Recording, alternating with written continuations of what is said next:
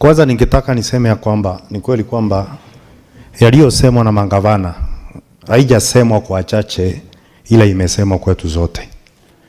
Mstahiki Speaker, ukiona manyoya ujue imeliwa. Mstahiki Speaker, kitu ambayo sikuweza kuelewa ni kwa sababu walipoongea juu ya yale maneno ambayo walisema, hawakusema kama kuna kitu walipeana. Hawakuwa na shida na kusema hiyo. Lakini walikuwa na shida kwa sababu wanaitwa kuja katika kamati tofauti.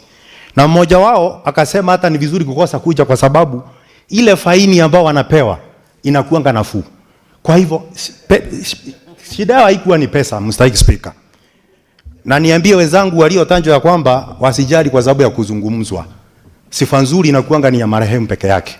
Kwa hivyo sisi tutasemwa, kwa sababu kazi lazima tutaifanya. Mstahiki Speaker, kuna kazi ambayo tumepewa kuweza kuangalia, na sana sana kamati ya uhasibu. Na unajua Murina haogopi nyuki. Kama anaogopa nyuki hakuna venye anaweza pata asali. Na kwa hivyo wakati kamati ya uhasibu inafanya kazi, msiogope kusema, atasema.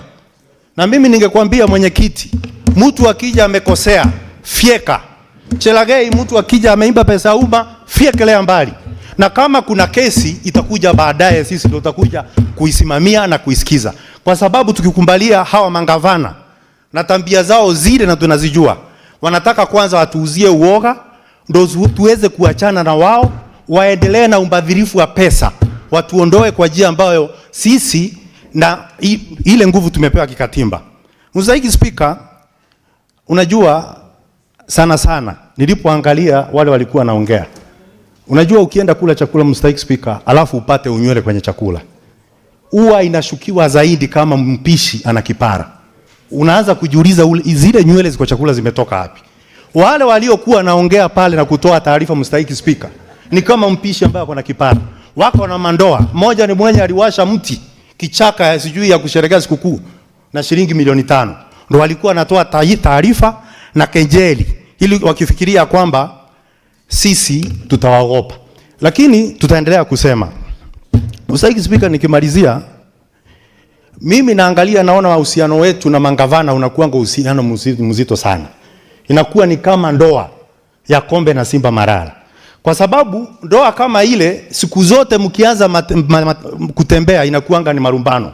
Kwa sababu Kombe hana mwendo na Simba Marara hako na mwendo. Hii ndoa yetu na mangavana lazima tujue tunaenda nayo mpaka wapi.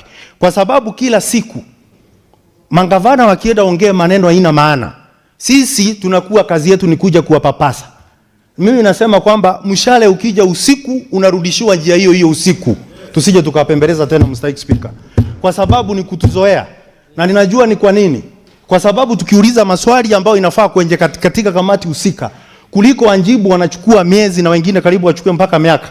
Lakini tunapokuja na kukaa kuwauliza maswali hapa, wanaanza kuwa wakali. Kutakuwa ni sandifa gani Mstahiki Speaker?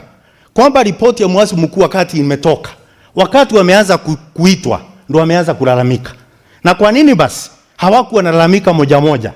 Na niulize, tangu lini katika mbio za farasi Kombe amekuwa mshauri? Kwa hivyo hakuna venye tunaweza chukua wosia wa mangavana. Ni nani atakaa kwenye kamati? Kesho watakuja waseme hatutaki huyu tunataka Mondege, hatutaki huyu tunataka. Kama ni hivyo, kwa nini basi tuwe na seneti? Kama Mstahiki Speaker, ningesema kwamba mtu kama unataka kusamehewa nenda kanisa na ufuate Biblia huko. Lakini ukija katika jumba la seneti utajibu maswali, utaudhika, lakini lazima utakuja kuwajibika useme pesa za wananchi zimeenda wapi. Mstahiki Speaker,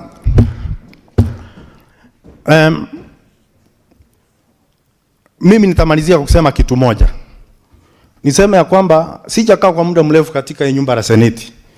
Lakini ujue mwenye anataka kukumaliza na wewe uko na jeshi lako, ataanza kuua wanajeshi wako ambao wanaonekana ni shupavu na wenye wako na nguvu.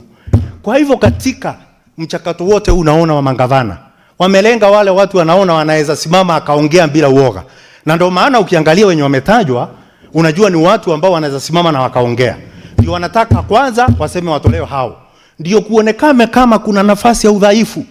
Ili gavana akija anasalimiwa Alafu kuna maombi, alafu anabarikiwa, anakunywa chai, naambiwa anaenda nyumbani ni salama na usalimie mkeo. Tusikubali hiyo, Mr. Speaker. Asante sana Mr. Speaker.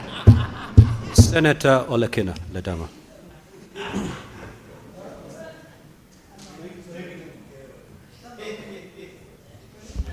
Thank you, Mr. Speaker. Mr. Speaker, let me appreciate you.